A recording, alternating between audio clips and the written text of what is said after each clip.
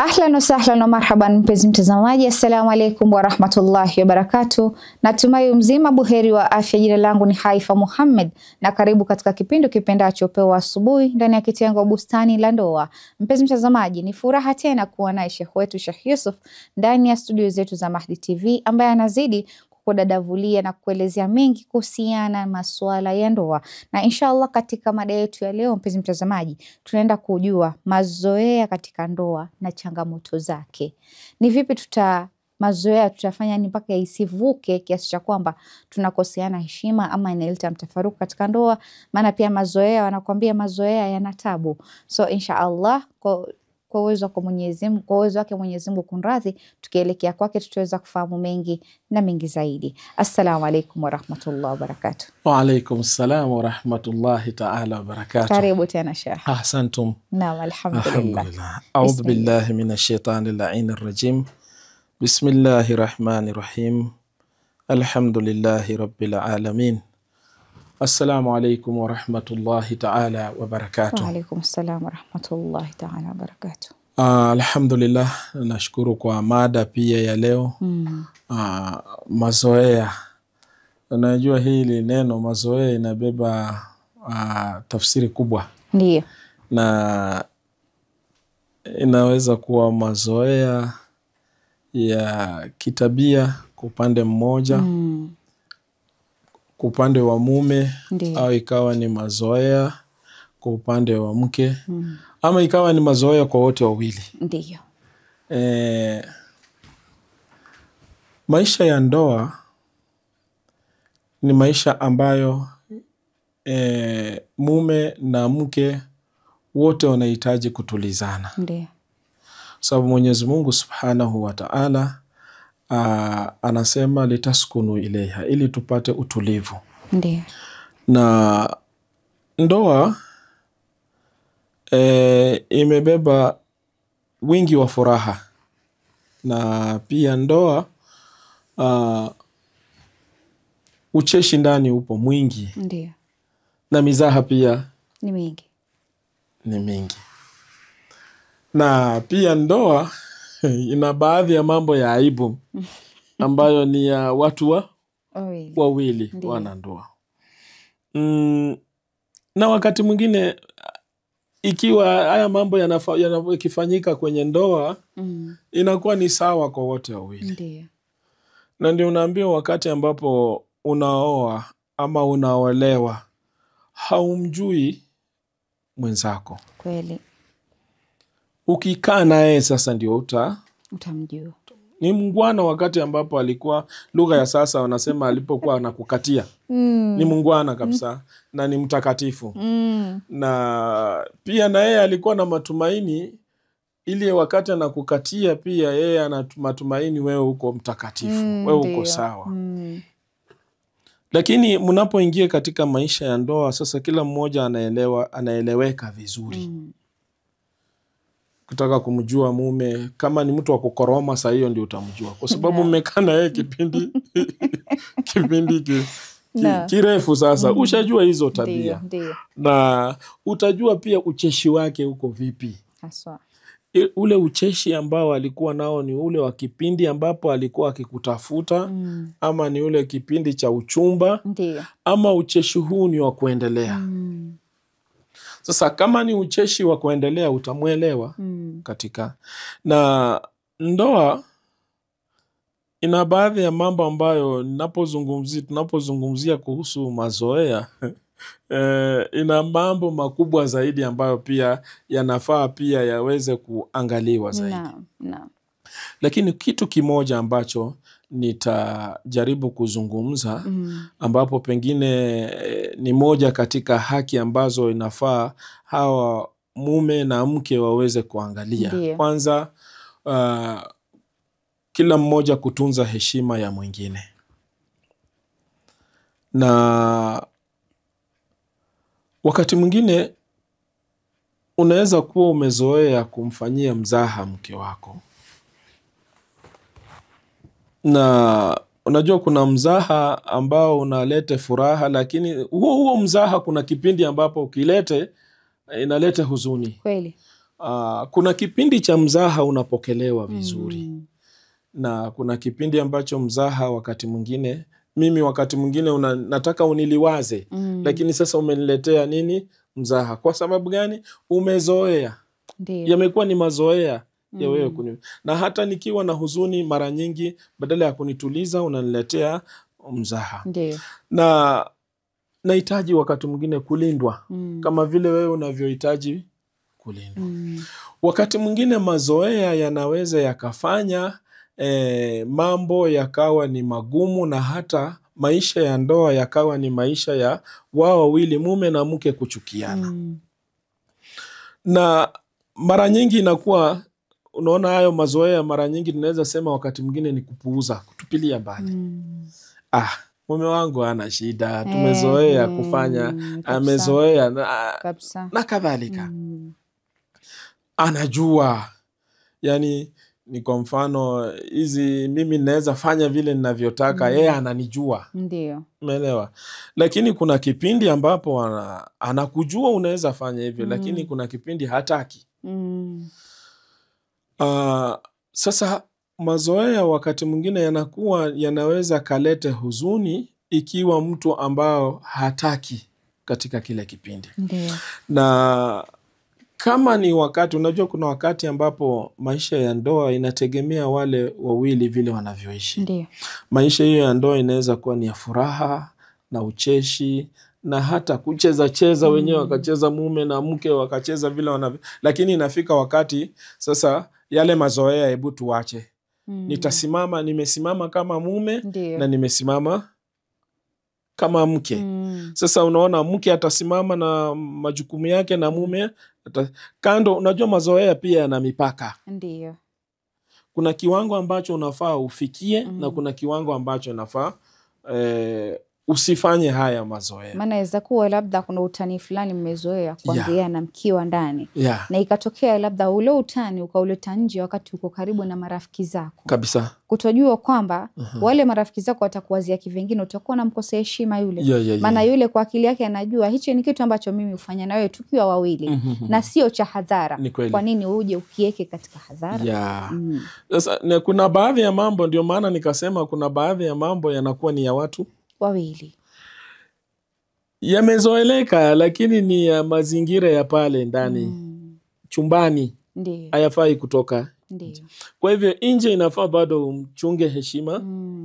Unajua kuna baadhi ya mizaha ya mume na mke. Ndiyo. Hii mizaha huwezi kuyalete akiwa na wageni, akiwa na marafiki zake. Na au wewe mke umezoea mume wako anakuwa na hali fulani, mzaha fulani, wakati mwingine unajiepusha, wakati mwingine kudhihirisha mbele ya marafiki. Tunaweza chukulia mfano, huyu mume amezoea kukoroma kitandani. Ndiyo. Ni hali yake, na mimi hata nimemzoea kama mke. Ndiyo. Na hata wakati mwingine unamwambia ya leo imekuwa kali. Lakini pindi unapotoa hayo mazoea ambayo mume wako amezoea nje, tayari umeshamdhalilisha. Kweli. Inakuwa sasa ni aibu umetoa. Sio mazoea tena. Ni aibu yake umefanya nini? Umeitoa nje. Sasa hali kama hii, mazoea kama haya yanakuwa ni hatari zaidi. Ikiwa nyinyi mko wawili ni sawa kwenu. Lakini ikiwa yatatoka nje, itakuwa ni madhambi na itakuwa ni makosa makubwa zaidi. Ndiyo. Mapenzi pia. Unampenda mke wako, unaweza ingia kwa nyumba ukambusu, ukacheza na yeye. Unajua kuna ile nyingine unasikia unategedege.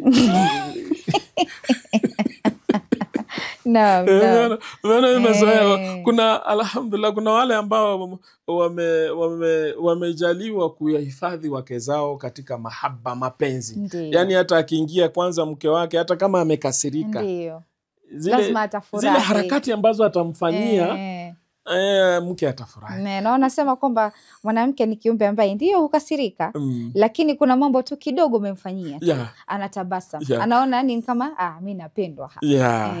Mwanamke hata kama amekasirika vipi, wewe mume unaweza ukamfanya akacheka. Ndio wengine wanaambiwa wewe hujajua kukaa na mke.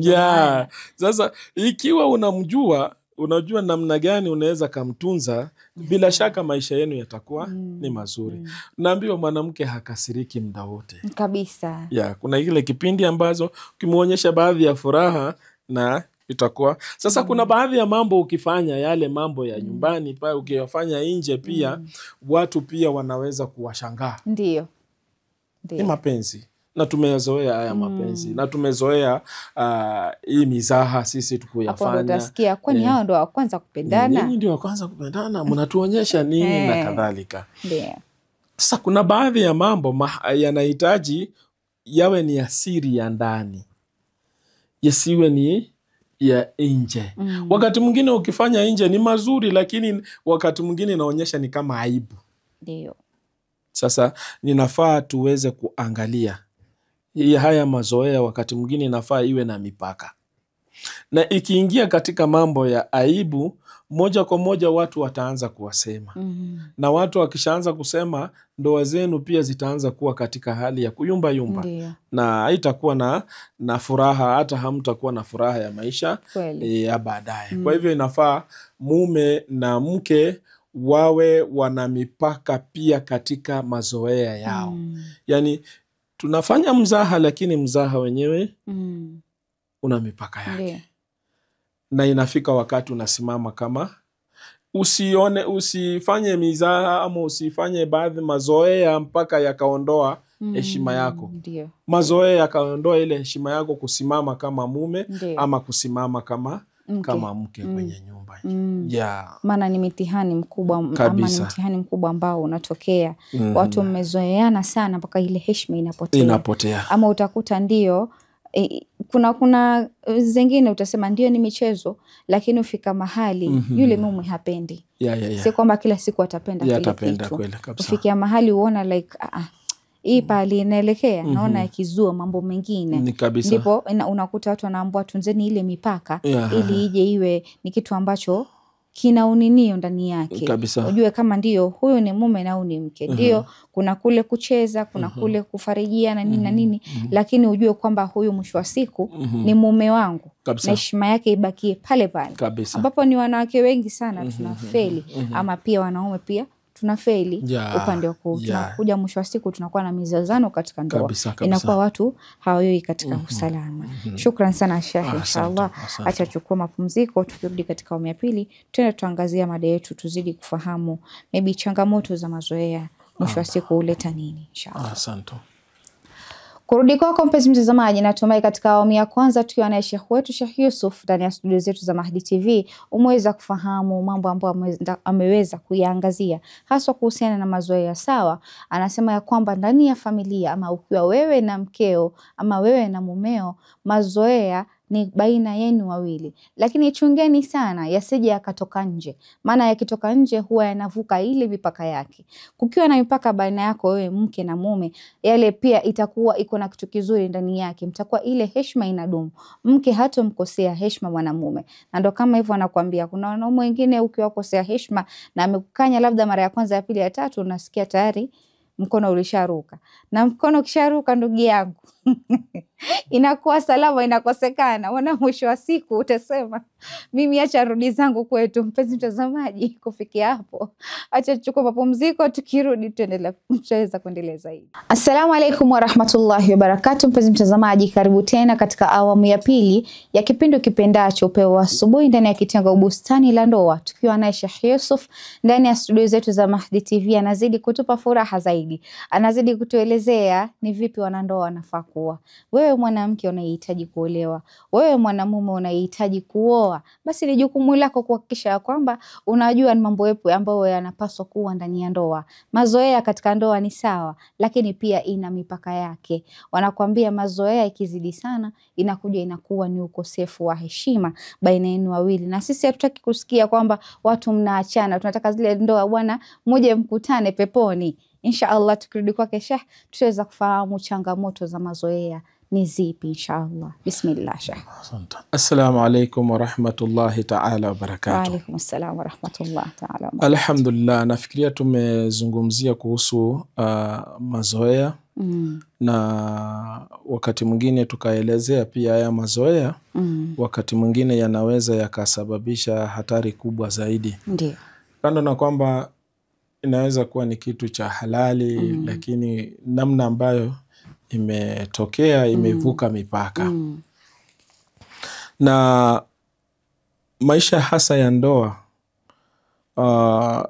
ni maisha ambayo hayahitaji kukwazana. Ingawaje kuna migongano ni lazima yatatokea. Na kwa sababu wote ambao wameingia kwenye ndoa ni watu ambao kila mmoja ana mapungufu yake. Na wanajikaza katika hiyo ndoa ni kuhakikisha kuinua yule mwenye mapungufu fulani na kuweza kuonekana ya kwamba hali ni nzuri. Ndio. Na njia moja ya kuweza kumfanya mwanadamu kuwa ni mtu kamili ni hiyo ndoa. Ndio. Ni wakati mwingine na machungu yake, lakini raha yake ni nyingi zaidi kuliko yale machungu. Alafu furaha ambayo inaletwa na ndoa ni kubwa zaidi kuliko huzuni ambayo inatokea. Kwa sababu furaha ya kwanza ni furaha ya ibada. Yani nyinyi mko katika ibada wakati ambapo mmeingia katika maisha ya ndoa. Na ndio ikikumbukwa katika darasa zangu za mwanzo nilikuwa nikieleza ya kwamba ya mwenye kuoa au kuolewa amehifadhi nusu ya dini. Anabakia na nusu nyingine. Hiyo nusu nyingine ni yeye kuhangaika na kutafuta namna gani ya kumcha Mwenyezi Mungu. Aitafute katika uchaji wa Mwenyezi Mungu. Alafu hadithi nyingi pia Mtume akasema nikaha ni sunna yangu. Mwenye anapenda zaidi sunna yangu, kufuata sunna yangu ni basi aoe. Ndio. Na akaeleza pia maisha ya wanyonge, kifo cha unyonge, cha udhalili ni kifo cha mtu ambaye hajaolewa ama hajaoa. Jamani, mmesikia, muoe na muolewe. Sasa binti, unapoishi ujue ya kwamba hauwezi kamilika bila mume. Hauwezi. Na wewe pia kijana haukamiliki bila mke. Na ndoa kazi zake kubwa ni kupanua akili ya mtu. Akili ya mtu. Na kabla tuingie katika hiyo mazoea na hatari yake ni vizuri tuweze kuelezea haya masala ndio tufike pale. Ndio. Na ndio utaona katika kisa kimoja ambacho kijana alikuwa akiishi na mama yake mzazi. Ikafika wakati hawana chakula. Sasa yule kijana akamwendea Mtume. Akamwambia, ya Rasulullah, mimi na mama yangu tumekosa kitu chakula. Ndio. Unaweza ukatusaidia? Mtume akamuuliza kijana, umeoa? Kijana akasema la, sijaoa. Na nafikiria hata vijana wengi saizi wakiulizwa atakuwa na maswali tena ya kumuuliza yule. Sasa wewe unaniambia nioe na nimekuja kuitisha chakula. Sasa ukiniambia nioe na atakula nini? Tumekosa tu hata ya saizi. Tena niongeze mtu mwingine. Sasa wewe unasema unanikejeli ama ni nini? Ndio. Na kadhalika. Lakini yule kijana alipomwambia bwana Mtume sijaoa, Mtume alimwambia enda ukaoe. Ana njaa. Mama yake ana njaa. Ni wawili. Hawana namna. Lakini Mtume anawaambia ongeza mwingine watatu.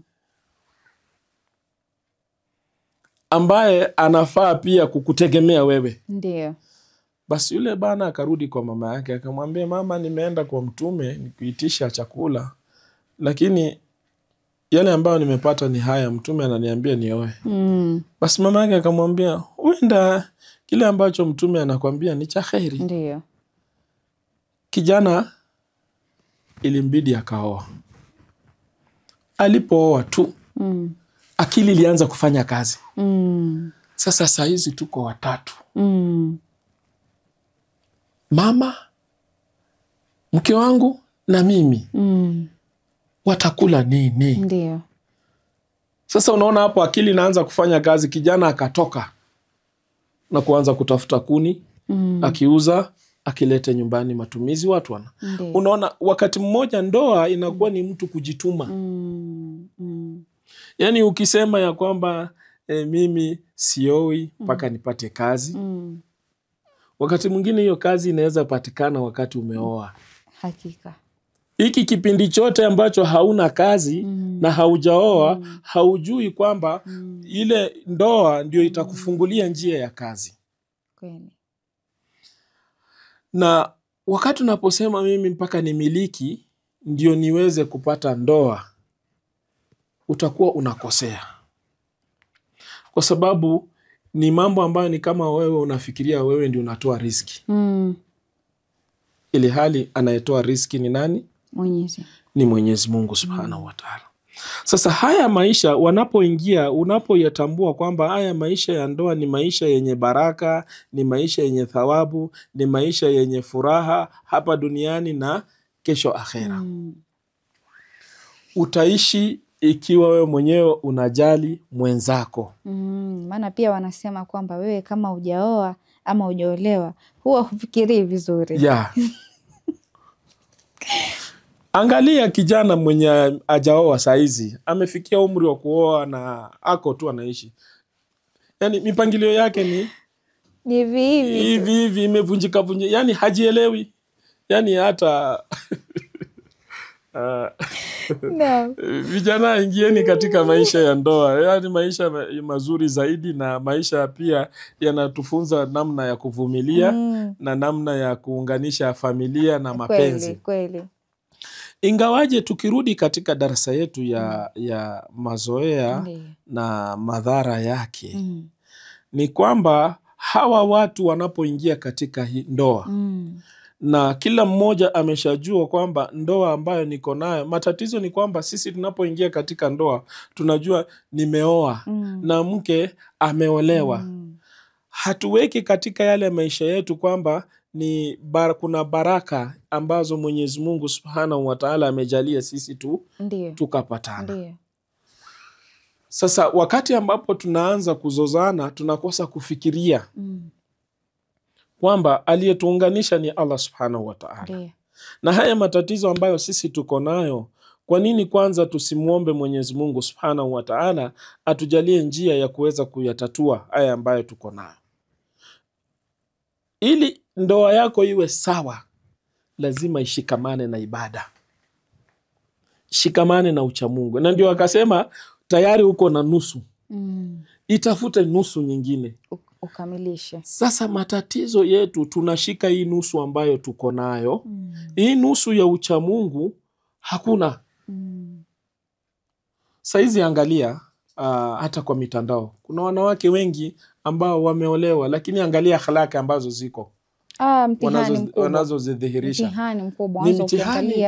Ukiangalia mitandao sahihi, haswa mtu mume, unajua huyu ni mke wangu kabisa. Lakini vile anavyokuwa katika mtandao ama kujianika katika mtandao, mwanamke wa Kiislamu mtandio hana kabisa. Mwanamke wa Kiislamu mikono iko nje, stara yake imepotea. Ni kama yule mwanamume sijui haoni kwamba huyu ni mke wangu na napaswa kumhifadhi, kama tulivyosema kwamba mke ana thamani yake. Alafu mara nyingi yale maisha ambayo tukishaingia ndani na ni ndoa, tukishayatambua ya kwamba sisi tuko katika dini, tumeshaipata nusu ya dini, tunahitaji kutafuta hiyo nusu nyingine. Kwa hivyo haya maisha ambayo tunayaishi yatakuwa ni maisha bora kwetu. Tunapambana kutafuta nusu nyingine, iwe ni kwa watoto, iwe ni kwa majirani, iwe ni katika sisi imani zetu, hiyo ndio kazi yetu iliyobakia. Sasa yale mazoea ambayo yanatokea ndani ni mazoea ambayo unaangalia, je, ni iko katika mipaka aliyoiweka Mwenyezi Mungu Subhanahu wa Ta'ala, ama inakuja inaenda kinyume na mipaka aliyoiweka Mwenyezi Mungu. Kuna mahala nimesoma wanasema ikifika wakati wa maisha ya mume na mke, yani starehe za mume na mke, kutiana furaha na nini, wanasema hao malaika wa kuandika wanakuwa kando, wanafunika vitabu. Wanasema wanajipa shughuli.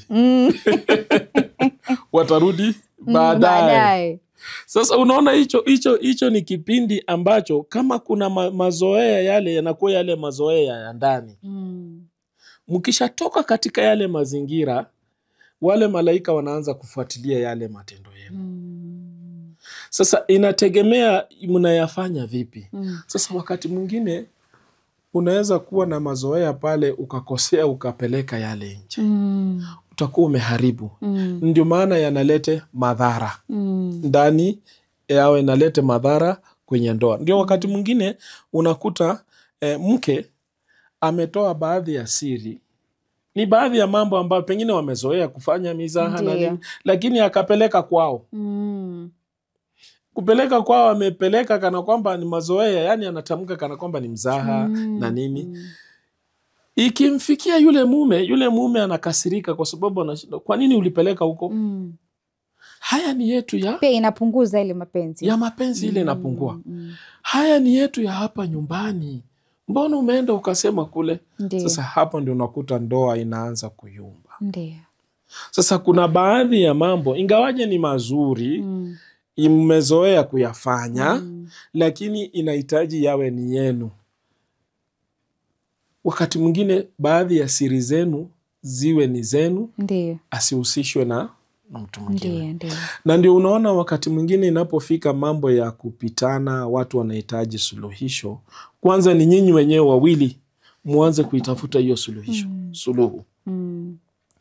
Ikishindikana kabisa, ndio mnatoka nje.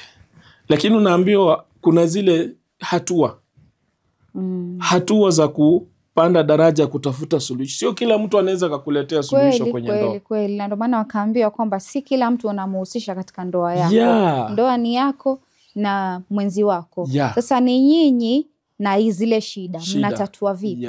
Maana hapo labda haijashindikana sana, ni kwamba mnaweza nyinyi wawili kutatua.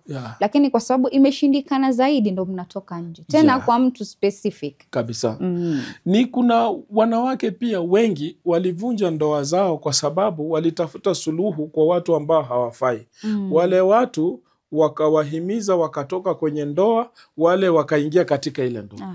Unajua sio kila mwanamke ambaye yuko kwenye ndoa anapendwa na mwenzake. Wenzake wanafurahia kwamba yuko kwenye ndoa. Kuna wengine wanatamani. Na mwingine anasema wallahi nikipata mume kama yule wako, maisha yangu kwanza akishakwambia tu kama yule wako, wewe kaa kando. Maana hapa tu ikitokea tu kitu kidogo tu, wewe unajua ushakuwa huko, yeye ashaingia. Na akiingia hatoki. Ndio hivyo. Na atahakikisha ya kwamba hakuna njia ambayo wewe utafanya nini? Utarudi. Sasa chunga. Wanandoa wanafaa wachunge shida zao. Ikiwa ni shida za kutoa au suluhu wanatafuta, waangalie ni wapi wanapeleka.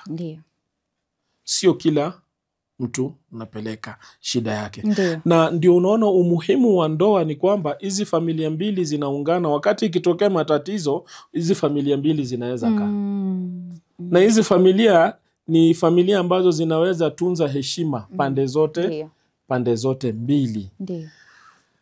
Na wale ambao wamepewa majukumu ya kusuluhisha haya matatizo. Na pia sio kila shekha anaweza suluhisha matatizo. Kweli. Hiyo ni tuelewe tu, iwe ni wazi. Kweli. Kuna binadamu ni binadamu. Sahihi. Tuko mashekhe, lakini baadhi ya wengine unaweza kumuelezea baadhi ya mambo yakawa ni yenye kutoka nje ukajutia kwa nini uliweza. Maana si kila mtu unafaa kumwambia. Sasa inafaa tuwe makini zaidi katika yale mazoea yetu, ikiwa atalete hatari katika ndoa zetu, tujue ni wapi ambapo tunaweza tukaelekea. Kwa hivyo maisha yetu kwanza inafaa ni sisi au ni wanandoa kwanza ni wenyewe wanapangilia. Na ndio unaona hata ikifika wakati wa kutaka kuachana wao, sio yule anayewachanisha, ni wao wenyewe wanawachana. Kwa sababu wameona hawawezi kuendelea na yale maisha. Lakini kile cha muhimu zaidi ni wao wenyewe wanapangilia yale maisha yao. Na mazoea yanapokuwa yamezidi zaidi, ndiyo ambayo yanaleta haya hatari na yanaleta mambo mengi ambayo yanavunja ndoa. Hasa naweza sema mwanamke binti ambayo umeolewa sasa hivi na mama pia, inafaa uhifadhi zaidi zile siri ambazo mko nazo ndani. Ndio. Sababu baadhi ya siri haifai ziweze kutoka nje. Ili kutaka kuchunga ndoa yako ni wewe mwenyewe uweze kuichunga zile ama kuhifadhi zile siri ambazo ziko ndani ya nyumba, ili na wewe pia uweze kuhifadhika. Ndoa inapoharibika mara nyingi inakuwa ni, wanasema mara nyingi inavunjwa na mwanamke. Kweli. Unajua kuna wanawake ambao waume zao wamepoteza kazi. Na wanawake alhamdulillah pengine ana kibarua anamlisha yule mke, lakini baadaye anaenda anamsema nje. Sema nje, na huyu mume namlisha, huyu mume mimi anategemea kila kitu. Maskini si kupenda kwake. Na hali yake ikirudi nzuri anaweza akasimama. Maana ulimkuta ana kazi. Yule mume anaweza akavumilia kwa ile ndoa, lakini akifanikiwa naye ataonyesha kweli. Maana ulianza wewe. Sasa na yeye ataonyesha sasa nimepata. Kwa hivyo mimi nina uwezo wa kufanya kile ambacho ninataka. Na ndio naambiwa mwanaume anaweza akalisha familia bila hata kujisema nje. Mimi nampatia huyu, nampatia huyu, nampatia Lakini mwanamke, wakati ambapo mwanaume anakosa, mwanamke ni mwepesi zaidi kumsema yule mwanamke nje. Ninamlisha mwanaume mtu mzima, mtu ambaye anafaa kujitafutia. Wanaume wenzake wako huko nje wanatafuta kazi, yeye sijui anafanya nini. Nagongana jikoni, ikipita huku na mimi napita huku na mambo kama haya. Unakuta inakuwa ni hatari zaidi. Nyinyi mmeishi pamoja, mambo yenu mmeyafanya pamoja na mmezoeana katika maisha. Sasa hali hii kwa sababu mmoja wenu amelegea, haifai kumdhalilisha au haifai kumweka katika maisha duni. Naam, shukran sana Sheikh. Hakika imekuwa faraja sana kuwa na wewe kuanzia mwanzo hadi mwisho. Imekuwa ni kitu kizuri, naamini tutakupata zaidi. Ni generation nyingine hii, si kama zile za enzi za nyuma ambayo ilikuwa ndoa angalau wazazi wanajua vipi wataitunza. Sasa hivi inataka sana watu wa kuishikilia ili hizi ndoa ziweze kudumu. Shukran sana Sheikh. Kurudi kwako mpenzi mtazamaji, natumai katika awamu ya pili tukiwa na Sheikh Yusuf ndani ya studio zetu za Mahdi TV umeweza kufahamu mengi ambayo ameweza kuiangazia. Binafsi napata mawili matatu najifunza na naweza kusoma kupitia yeye, kwa sababu anakuambia watu walio katika ndoa ndo wanaojua bwana utamu wake na uchungu wake. Hao ndo wanaweza kuwa watu ambao ni sahihi kukuelezea na kukupa nasiha ama nasaha wewe ambaye unataka kuingia katika ndoa, ama wewe ambaye uko na ndoa changa, kwa sababu anakuambia wewe haijafika uyamaza hata mwaka mmoja, jua bado uko katika ile stage ambayo inafaa sana uwe na guidance zaidi. Inshallah mpenzi mtazamaji, kufikia hapo sina mengi ya kusema isipokuwa ni kukwambia maasalam.